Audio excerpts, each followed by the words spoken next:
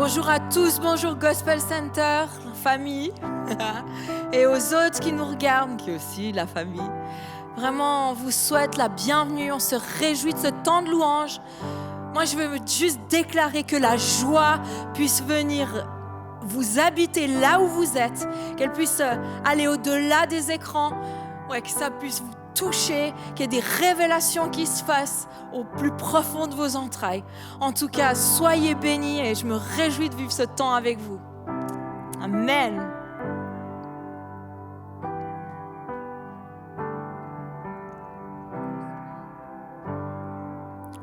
Que le roi de mon cœur soit la montagne où j'accours, la source où je vais boire, oh il est mon chant. Que le roi de mon cœur soit à l'ombre où je me cache, la rançon pour ma vie, oh il est mon chant.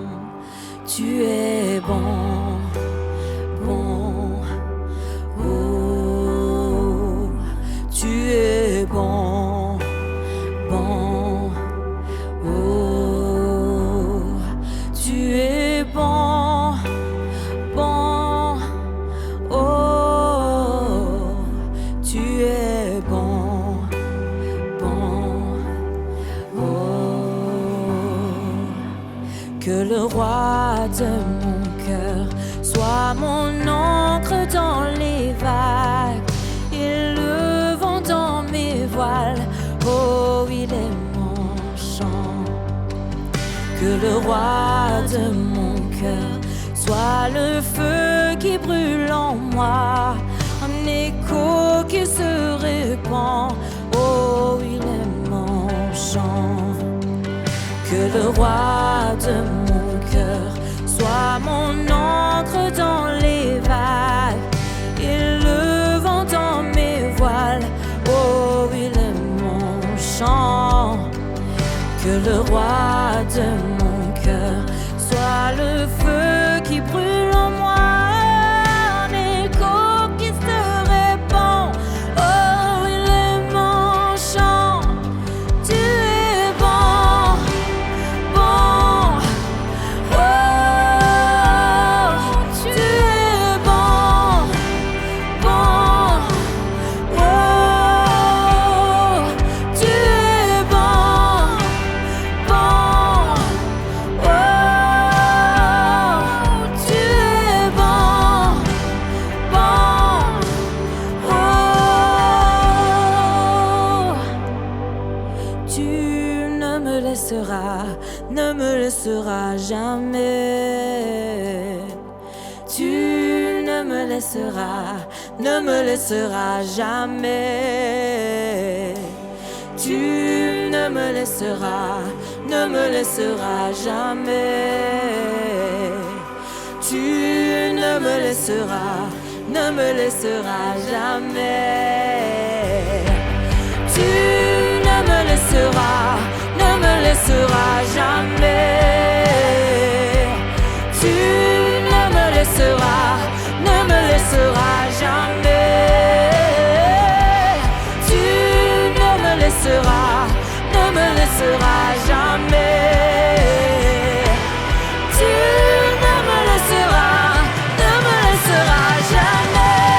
Tu es bon, bon, oh, tu es bon.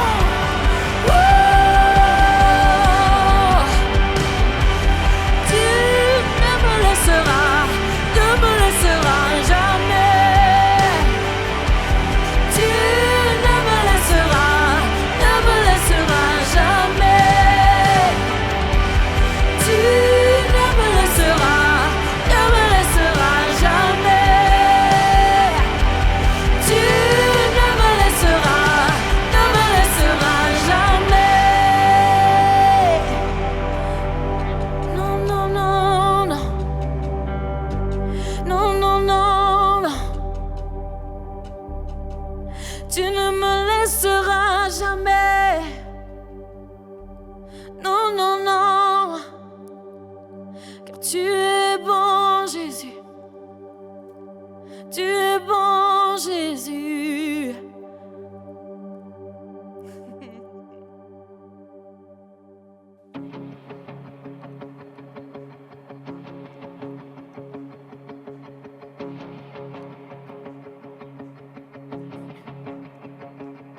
Je chante un Alléluia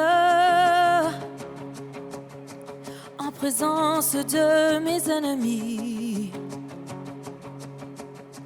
Je chante un Alléluia plus fort que l'incrédulité. Je chante un Alléluia. Mon âme est une mélodie.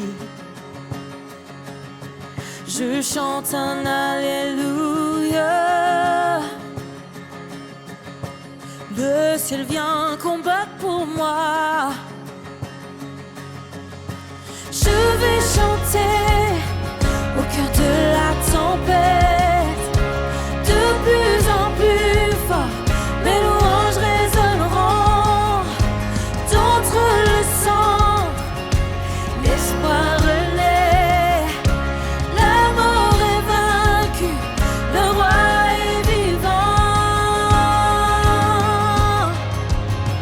Il est vivant. Je chante un Alléluia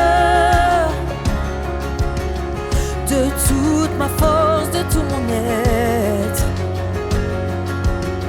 Je chante un Alléluia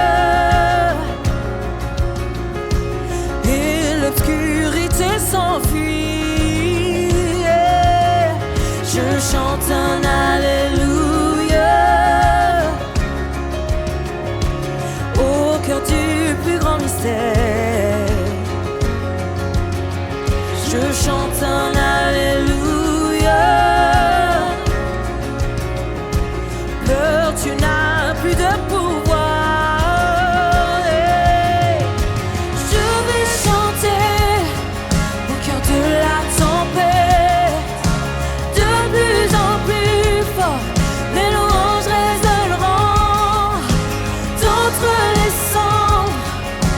L'espoir renaît, la mort est vaincue, le roi est vivant.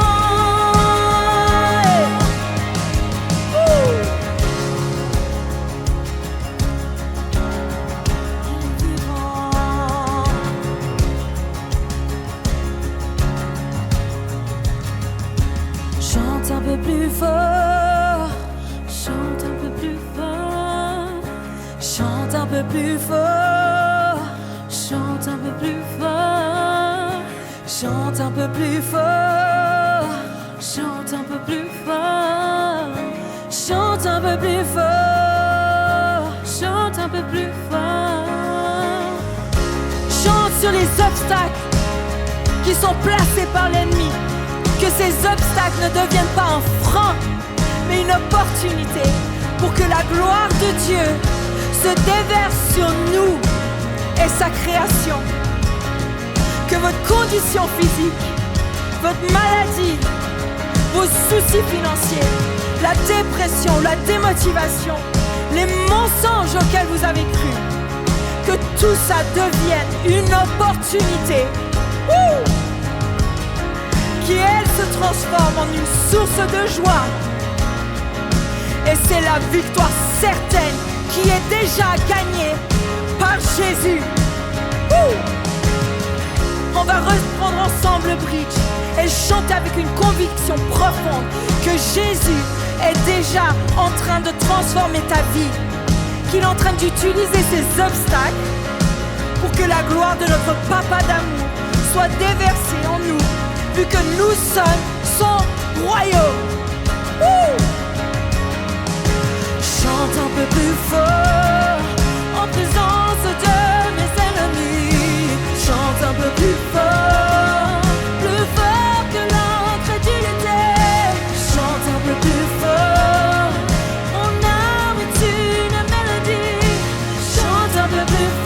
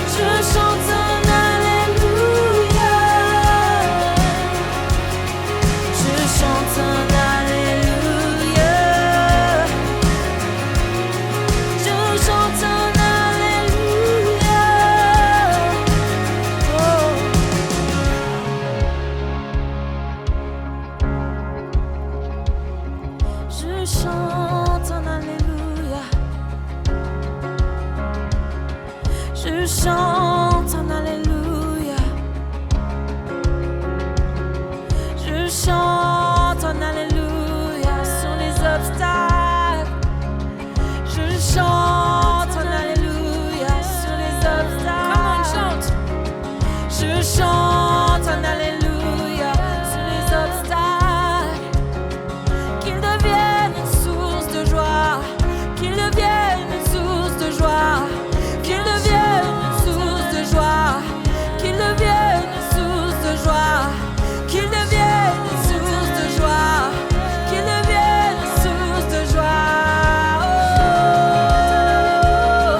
qu'il devienne une source de joie. Qu'il devienne une source de joie. Qu'il devienne une source de joie. Qu'il devienne une source de joie. Qu'il devienne une source de joie.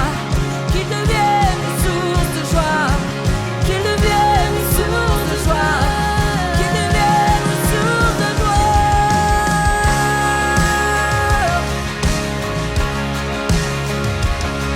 Je chante un alléluia. Je chante un alléluia. Je chante un alléluia. Je chante un alléluia. Je chante un alléluia. Je chante un alléluia. Je chante un alléluia. Je chante un alléluia. Je chante. Alors merci pour ce temps magnifique qu'on a pu vivre, vraiment, ce temps de louange, on a pu vivre ça dans la présence de Dieu. C'est vrai que ça fait tellement de bien d'être encouragé, d'être fortifié.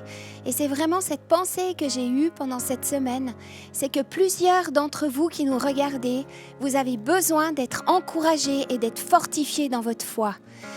Vous vivez des situations qui sont difficiles et qui vous écartèlent, qui vous étirent. Et en fait, c'est difficile de continuer de croire que Dieu a des bonnes choses en réserve pour vous. Et un homme dans la Bible et une femme, Abraham et Sarah, ont dû, en suivant et en obéissant à Dieu, quitter l'endroit où ils habitaient, leur village, leurs amis, leur famille, pour aller dans le pays que Dieu leur donnait. Et en fait, cet homme et cette femme, si on les avait croisés un mois après dans leur périple et qu'on leur avait posé la question et on leur avait demandé « Mais où est-ce que vous allez ?» Abraham et Sarah, ils auraient dit « On ne sait pas où on va. On ne sait pas. Par contre, on sait d'où on vient et ce qu'on a quitté, ce qu'on a laissé derrière. » Et en fait, c'est des choses que vous vivez, où en fait, il y a des choses que vous avez quittées, qui sont un peu tombées, qui ont été laissées, que vous avez perdues. Et en fait, vous ne savez pas où vous allez aller. Vous ne connaissez pas en fait la suite de votre vie et votre destinée. Et j'aimerais vraiment vous encourager parce que Dieu a des projets pour vous. Dieu a quelque chose de bon et d'excellent pour vous. Et j'ai ce verset dans le psaume 119, verset 105, qui dit que la parole de Dieu, c'est comme une lampe à mes pieds et une lumière sur mon sentier. Et certaines fois, Dieu éclaire le sentier et on sait où on va, on connaît la suite. Mais d'autres fois, Dieu éclaire juste l'endroit où on se situe, l'endroit où on est. Mais ça ne veut pas dire que cet endroit n'est pas connu de Dieu et Dieu sait où il vous amène. Et j'aimerais vraiment vous encourager pour ceux qui sentent qu'ils ont besoin de recevoir quelque chose de plus, d'être comme ravivés et enflammés. Là où vous êtes, vous levez les mains et j'aimerais simplement prier pour vous. Seigneur, j'active en ton nom puissant, Seigneur Jésus, dans la vie de tous ceux qui ont besoin d'être comme enflammés et ravivés dans leur foi et leur confiance en toi, où ils réalisent que ce qu'ils ont dû laisser derrière, ce qu'ils ont perdu, ce qu'ils ont quitté, sans connaître la suite qui doit venir, c'est quelque chose qui a comme éteint vraiment leur foi et leur confiance en toi. Et en ton nom, Seigneur Jésus, j'active vraiment ce feu et cette confiance et cette foi en toi qui est le Dieu de l'impossible, celui qui ouvre les portes qui sont fermées et qui nous amène à destination. Et j'appelle aussi la joie à revenir dans votre vie. Cette joie qui se déverse dans vos vies, qui coule dans vos vies. Cette joie qui devient la force, votre force pour aller plus loin. En ton nom, Seigneur Jésus, j'invoque vraiment ta présence, Saint-Esprit, qui remplit la vie et le cœur de chaque personne qui aspire à toi et qui a besoin d'être renouvelée et fortifiée. En ton nom puissant, Jésus. Et j'aimerais vraiment vous rappeler que celui qui a fait la promesse, il est fidèle et il fera tout ce dont vous avez besoin pour la suite. C'est lui la ressource. Amen. Merci Claire-Lise. Moi aussi, j'aimerais vous donner un encouragement par rapport à ce qu'on vit, ce que tout le monde vit en ce moment. Je pense vraiment qu'au bout d'un moment, il faut se positionner, il faut faire un choix dans ce qu'on vit.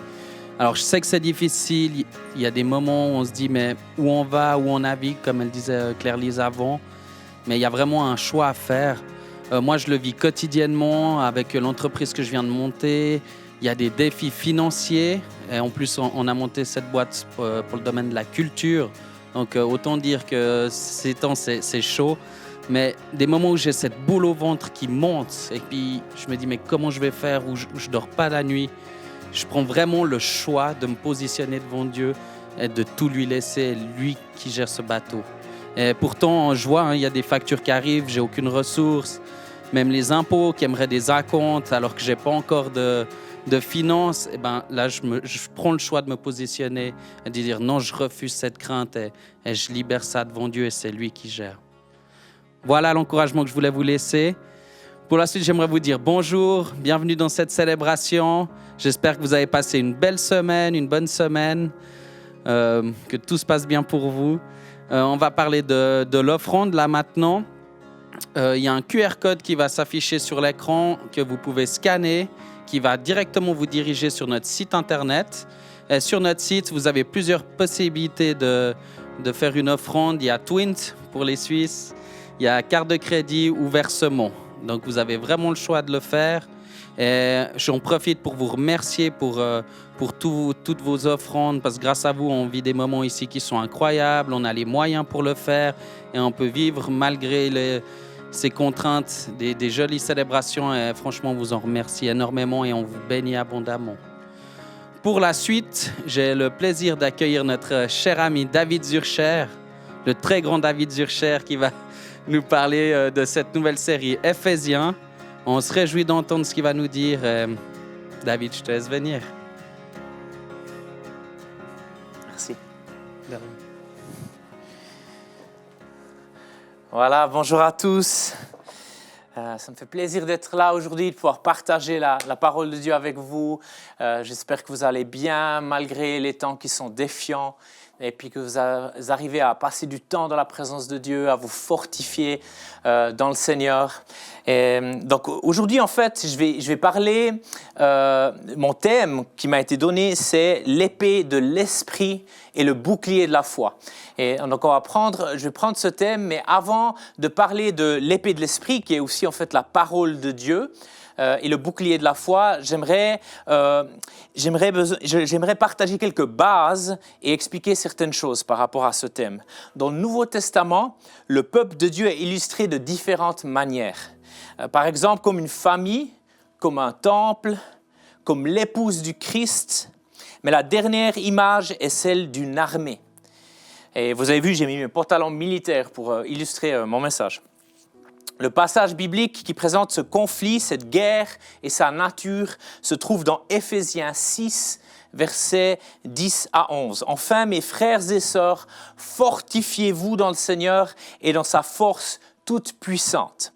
Revêtez-vous de toutes les armes de Dieu afin de pouvoir tenir ferme contre les manœuvres du diable. » Donc on voit que l'apôtre Paul considère comme normal que nous, les chrétiens, soyons engagés dans un conflit pour lequel on a besoin de la bonne armure et des bonnes armes.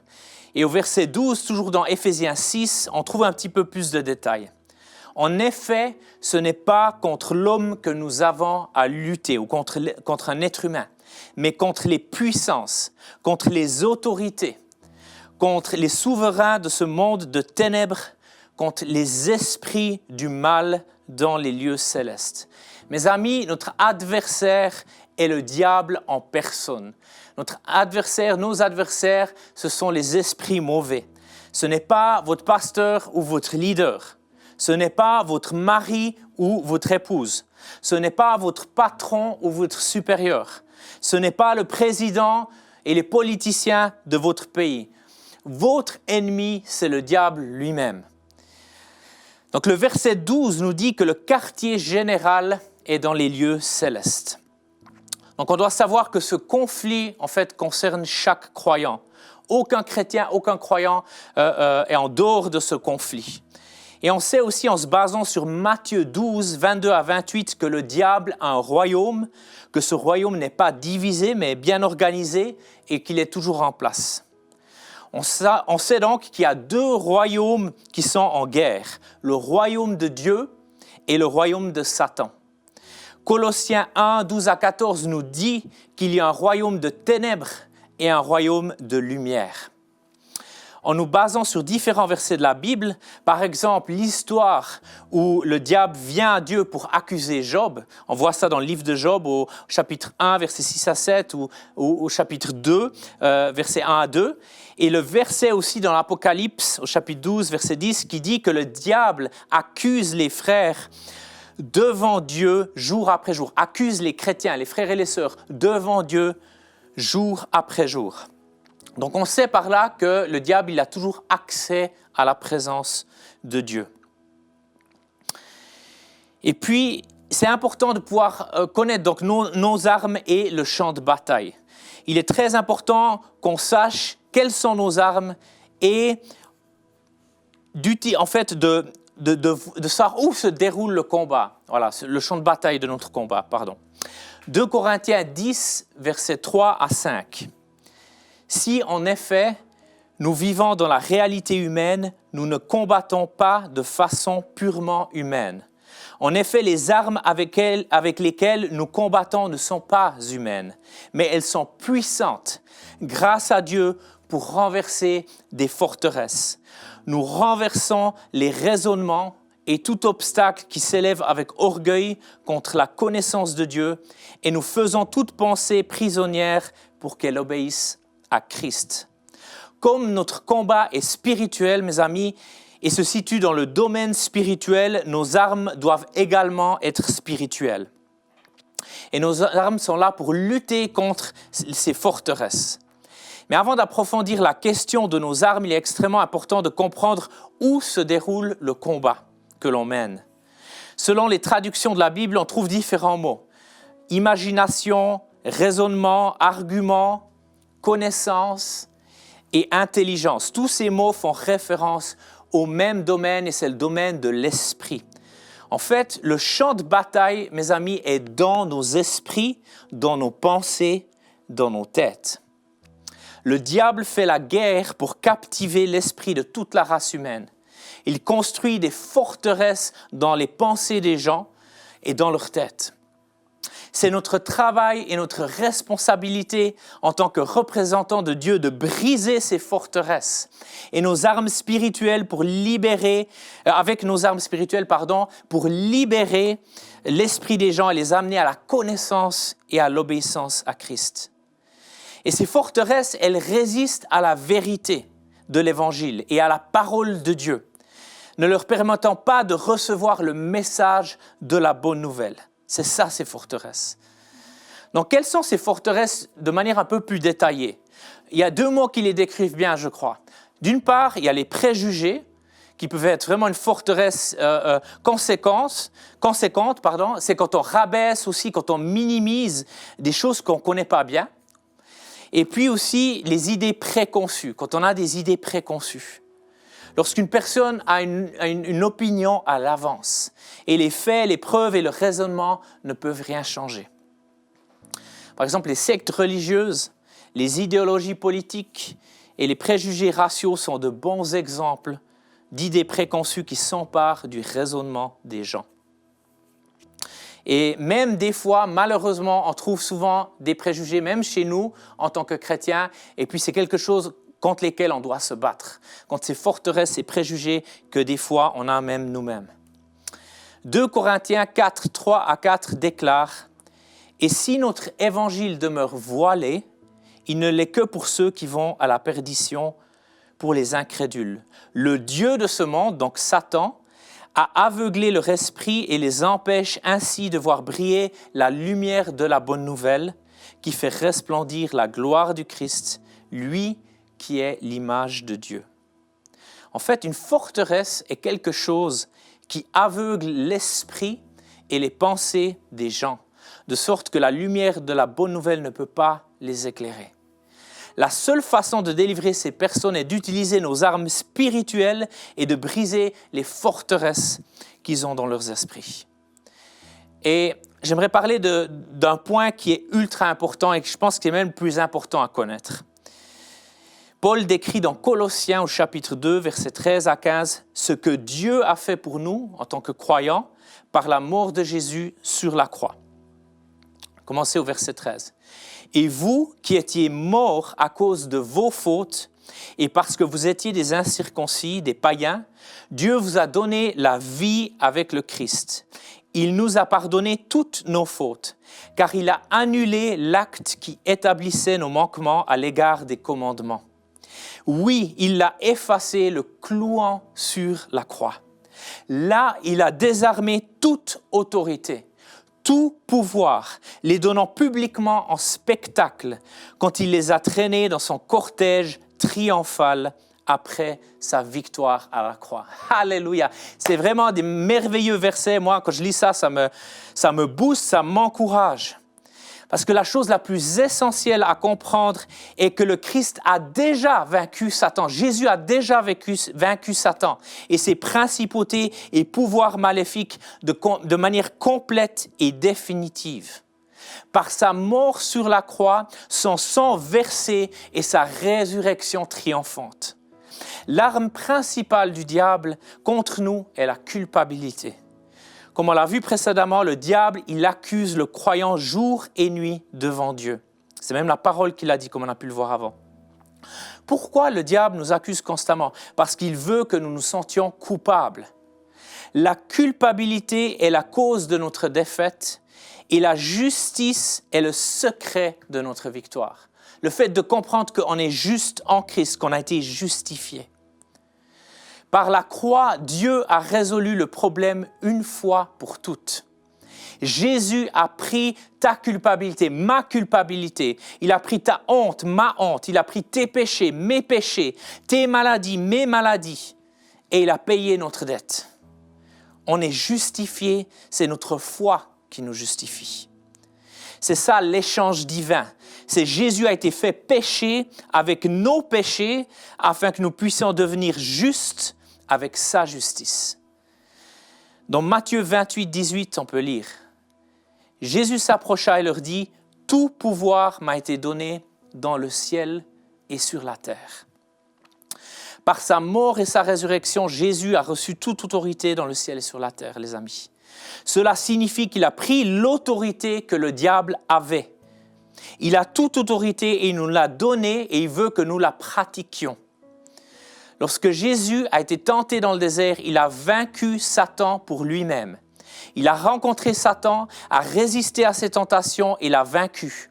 Sur la croix, par contre, Jésus a vaincu Satan, non pas pour lui-même, mais pour nous, les amis.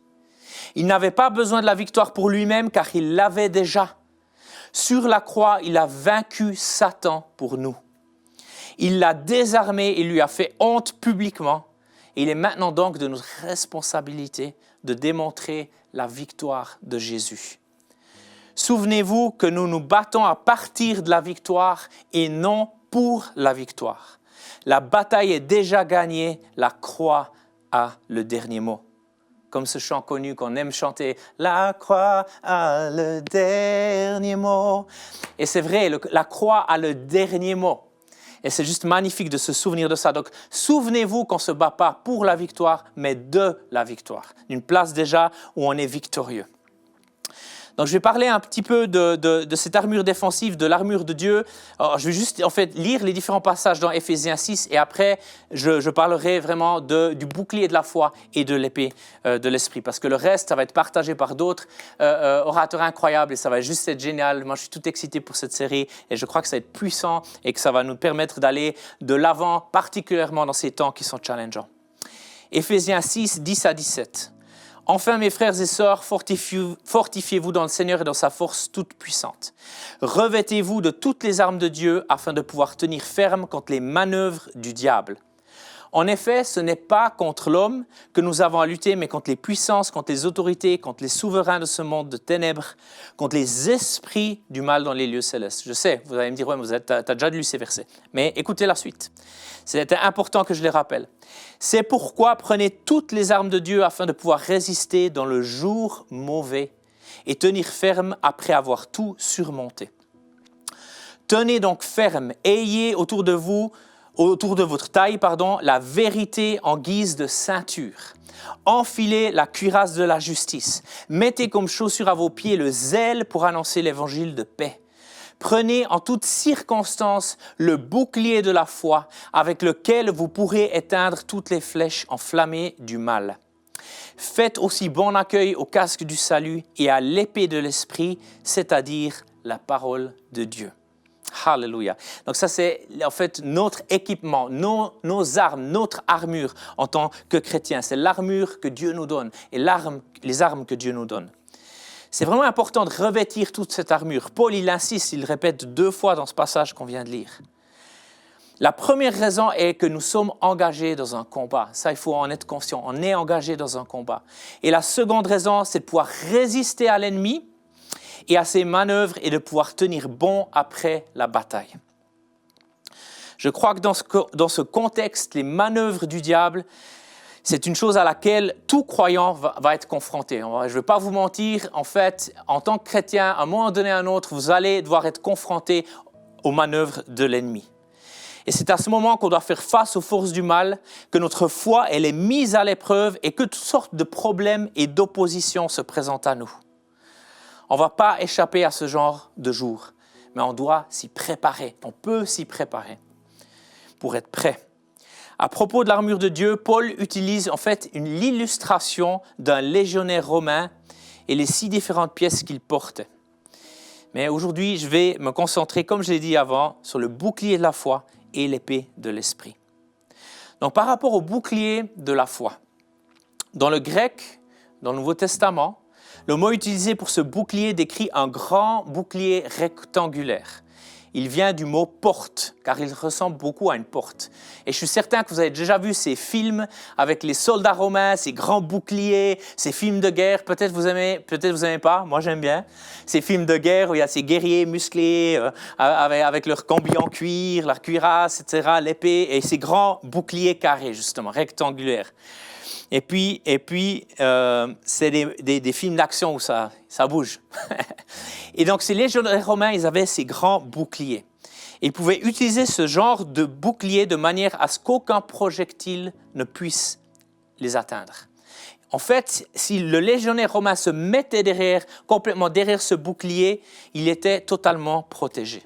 Et c'est ce genre de foi que en fait, l'apôtre Paul parle. C'est d'avoir une foi, en fait, qui nous protège complètement. Quand le diable nous attaque, il se concentre sur notre esprit, souvent nos pensées, notre cœur, notre corps ou nos finances, généralement. On a besoin d'un bouclier pour nous protéger, dit la parole de Dieu. Il essaiera d'attaquer toutes les zones qui sont exposées. Et je ne sais pas si vous en avez déjà réalisé ça, mais s'il ne peut pas vous atteindre, vous personnellement, il essaiera d'atteindre les plus proches de vous. Si vous êtes marié, il essaiera d'attaquer votre conjoint. Et on a besoin d'un bouclier suffisamment grand pour nous protéger, mais aussi protéger tout ce que Dieu nous a confié, y compris vous-même, votre famille et ce que Dieu vous a donné. Souvenez-vous que l'armure de la foi et de l'amour Et la foi dans le fait que nous sommes justifiés, mais que le bouclier de la foi est destiné à nous protéger, nous et ceux que Dieu nous a confiés. Et le verset dit, c'est pour arrêter tous les traits enflammés de l'ennemi, toutes les attaques de l'ennemi. Donc on a besoin de se positionner avec foi, pas dans la crainte, pas dans l'angoisse, pas dans la peur, mais dans la paix et de faire confiance à Dieu et de placer notre foi en lui seul, pas dans nos propres capacités, mais dans les capacités de notre Dieu Tout-Puissant. Amen. L'épée de l'esprit. L'épée, en fait, si vous réalisez, c'est le premier élément de l'équipement que Dieu nous a donné qui n'est pas purement défensif. Sans elle, on n'a aucun moyen de repousser l'ennemi. Si on a toutes les autres parties, on est protégé et l'ennemi ne peut pas nous atteindre, mais on ne peut pas le chasser. Donc dans cette liste, la seule chose qui peut le faire est l'épée de l'esprit qui représente la parole de Dieu. Et la Bible compare la parole de Dieu à une épée parce qu'elle perce et elle pénètre. Hébreux 4,12 en parle et dit qu'elle expose nos pensées et nos désirs les plus intimes. La parole de Dieu pénètre chaque partie de l'être humain jusqu'à la moelle qui représente la partie physique la plus profonde, l'âme et l'esprit qui sont la partie la plus profonde de la personnalité humaine. Dans Apocalypse 1 au verset 16, lorsque Jean a eu une vision de Jésus, il a vu qu'une épée sortait de sa bouche. Jésus a utilisé l'épée de l'esprit, donc la parole de Dieu pendant sa vie sur terre. Et je crois que vraiment on peut s'inspirer de Jésus pour comprendre ces clés. Chaque fois qu'il a rencontré le diable, Jésus, la seule arme qu'il utilise contre lui est l'épée de l'esprit, la parole de Dieu. La parole de Dieu, c'est puissant, les amis. On peut le voir dans Matthieu 4, 1 à 11, dans la partie où Jésus est tenté dans le désert. Et je vous invite à lire ce passage, je ne vais pas le lire maintenant, mais je vous invite à lire ce passage où Jésus est tenté dans le désert. Il y a quelque chose d'intéressant, plusieurs choses intéressantes à ce sujet. Je vais terminer avec ça. Premièrement, ni Jésus, ni le diable ne remettent en question l'autorité de la parole. La deuxième chose, c'est que la tentation de Jésus était basée sur le doute. Chaque fois que le diable a commencé par le mot « si », il a remis quelque chose en question. Jésus n'a pas changé sa méthode pour faire face à Satan, les amis. Il a toujours utilisé la même arme, la parole de Dieu. Et il a répondu en disant « il est écrit, il est écrit, il est écrit », en citant la parole de Dieu. Le diable a utilisé la parole de Dieu contre Jésus. Donc c'est aussi important qu'on réalise que s'il l'a fait contre lui, il peut très bien le faire contre nous. Et c'est pourquoi on doit bien connaître la parole de Dieu, les amis, et l'appliquer correctement. Dans Éphésiens 6, 17, lorsque Paul parle de l'épée de l'esprit, la parole de Dieu, le mot grec qu'il utilise pour parole est rhéma, qui signifie toujours une parole qui est prononcée, qui est proclamée. Donc c'est lorsqu'on prend la parole de Dieu dans notre bouche et qu'on la prononce qu'elle devient l'épée de l'esprit. Et c'est vraiment une clé, il y a de la puissance dans la parole de Dieu, mes amis. Et j'aimerais vraiment vous encourager à tomber amoureux de la parole de Dieu, à lire la parole chaque jour, à la dévorer, à la faire vôtre, à laisser la parole de Dieu venir à l'intérieur de vous, cette semence incorruptible, et de vous transformer de l'intérieur vers l'extérieur, de vous amener à maturité, de vous solidifier dans votre foi, dans votre identité en tant que fils et filles, en sachant qui vous êtes, mais aussi en sachant qui est Dieu, votre Père. Et quand on comprend toujours plus qui est Dieu en tant que Père, et quand on comprend toujours plus qui on est en tant que fils, en tant que fille, en tant qu'enfant de Dieu, alors Dieu nous établit, nous enracine, nous stabilise et nous approfondit. Mes amis, on est dans une génération où les gens ont de la difficulté à lire la parole de Dieu, de plus en plus. On préfère écouter des messages sur YouTube de prédicateurs à gauche, à droite, au lieu d'aller se plonger nous-mêmes dans la parole de Dieu et de laisser le Saint-Esprit nous révéler de nouvelles choses. C'est tellement efficace. Vous savez, Reinhard Bonnke a eu cette révélation. À un moment donné, Dieu lui a dit, ma parole dans ta bouche est aussi efficace que ma parole dans ma bouche. Et je crois qu'on doit se rendre compte que la parole de Dieu dans notre bouche, proclamée, a une grande puissance et permet de résister à l'ennemi et non seulement de lui résister, mais de le repousser. Alléluia. Mes amis, Dieu ne nous a pas envoyés tel un soldat en slip à la guerre, sans équipement. Dieu nous a donné toute l'armure, tout l'équipement, un bouclier, l'épée, toutes ces armes pour pouvoir être prêts pour le jour du combat, les jours difficiles et pouvoir résister et repousser l'ennemi. Alléluia. Mes amis, on est appelés à être des chrétiens victorieux. On est victorieux. On se bat d'une place de la victoire, pas pour la victoire, parce que la victoire a déjà été accomplie à Golgotha, à la croix. Tout a été accompli. Et quand on comprend ça, aussi, on peut se battre d'une place de repos. Et pas dans je dois faire ci, je dois faire ça, dans le stress, dans la peur, dans la crainte, dans l'anxiété. Non, mais d'une place du repos où on sait que peu importe ce qui se passe, Dieu demeure au contrôle de nos vies, de nos situations, de notre santé, de nos finances, de nos familles, de nos enfants, de nos couples, de notre mariage, peu importe, de notre travail.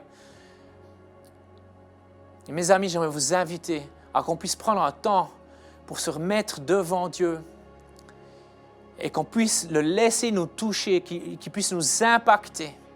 Et j'aimerais prier avec vous aujourd'hui, mes amis. Papa, je te remercie pour ta présence. Je te remercie parce que tu es là aujourd'hui avec nous. Qu'on te sente ou qu'on ne te sente pas, qu'on te voie ou qu'on ne te voie pas, tu es là.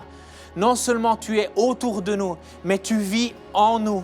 L'Esprit qui a ressuscité Christ d'entre les morts vit en nous, cette puissance de résurrection. Et on n'a pas à avoir peur de Satan, on n'a pas à avoir peur de l'ennemi, on n'a pas à avoir peur des démons, parce que tu es avec nous, parce que tu as toute autorité et parce que tu nous as donné cette autorité. Et parce que tu nous appelles à nous lever, à nous positionner en tant que fils, en tant que fille, dans l'armée du Dieu Tout-Puissant, à prendre position, à prendre notre place et à savoir qu'on se bat non pas pour la victoire, mais d'une place de la victoire. Et je proclame cette victoire dans vos vies, maintenant dans le nom de Jésus. Et je prie que vous puissiez être munis de ce bouclier de la foi, cette foi conquérante, cette foi dans l'impossible, cette foi dans le Dieu de l'impossible qui est au contrôle de votre vie pour vous protéger de tous les traits enflammés de l'ennemi. Et je prie aussi que vous soyez munis de cette épée de l'Esprit, de la parole de Dieu, dans votre cœur, mais aussi dans votre bouche pour pouvoir proclamer la parole de Dieu et de pouvoir résister à la tentation, résister aux difficultés, résister au diable et il fuira loin de vous, nous dit la parole de Dieu. Résistez au diable et avoir la victoire sur lui, dans le nom de Jésus. Alléluia. Je te prie, Papa, d'étendre ta main maintenant sur chaque personne qui nous regarde, d'étendre ta main toute puissante. Merci parce que tu nous protèges. Merci parce que tu nous gardes. Merci parce qu'on peut être dans la joie et dans la paix. Parce que dans ta présence, il y a tout ce dont on a besoin. Et parce que toi-même, tu prends soin de nous. Alléluia. Et tu te bats pour nous. Tu es notre guerrier. Tu es notre héros. Tu es celui qui a payé le prix.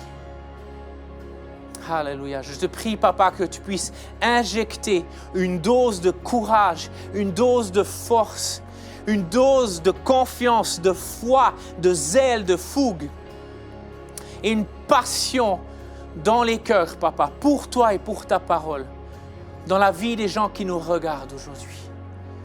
Je te remercie, Papa, parce que tu n'es pas contre eux, mais tu es pour eux, et tu es avec eux, et tu es devant eux, et derrière eux, et à côté d'eux, et tu les précèdes, et tu les conduis par ton Saint-Esprit. Dans le nom de Jésus. Alléluia. Et je veux prendre autorité maintenant contre toutes les personnes qui souffrent de peur, de crainte, de timidité, d'anxiété, de choses qui vous tétanisent, de choses qui vous empêchent d'être dans cette position de paix. Dans le nom de Jésus, je brise ces chaînes, je brise ces liens, je prends autorité contre toute influence démoniaque et de l'ennemi, toute emprise, toute chape qui essaie de venir sur vous. Dans le nom de Jésus, et je proclame le sang de Christ et la liberté que donne l'Esprit de Dieu, car là où est l'Esprit, là est la liberté. Dans le nom de Jésus. Soyez bénis mes amis, prenez soin de vous et à tout bientôt.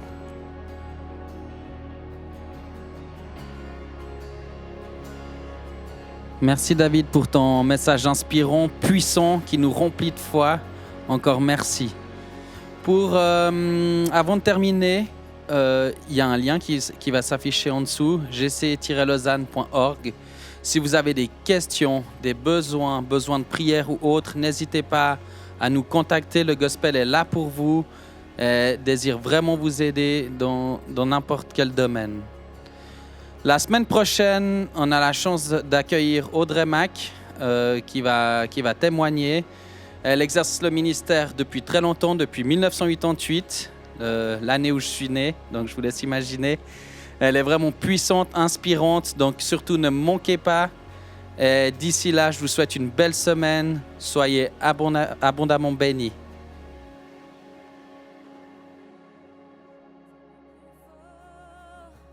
Chante un peu plus fort, chante un peu plus fort, chante un peu plus fort, chante un peu plus fort, chante un peu plus fort, chante un peu plus fort, chante un peu plus fort, chante un peu plus fort, en présence de mes ennemis, chante un peu plus fort, plus fort que l'incrédulité, chante un peu plus fort, mon âme est une mélodie, chante un peu plus fort, le ciel vient combattre pour moi, chante un peu plus fort, en présence de mes ennemis, chante un peu plus fort que l'incrédulité, chante un peu plus fort, mon âme est une mélodie, chante un peu plus fort, le ciel vient combattre pour moi, chante un peu plus fort, je vais chanter au cœur de la tempête, de plus en plus fort, mes louanges résonneront, d'entre les cendres, l'espoir renaît, la mort est vaincue, le roi est vivant, je vais chanter au cœur de la tempête, de plus en plus fort, mes louanges résonneront, d'entre les cendres, l'espoir renaît, la mort est vaincue, le roi est vivant. Je chante en alléluia, je chante en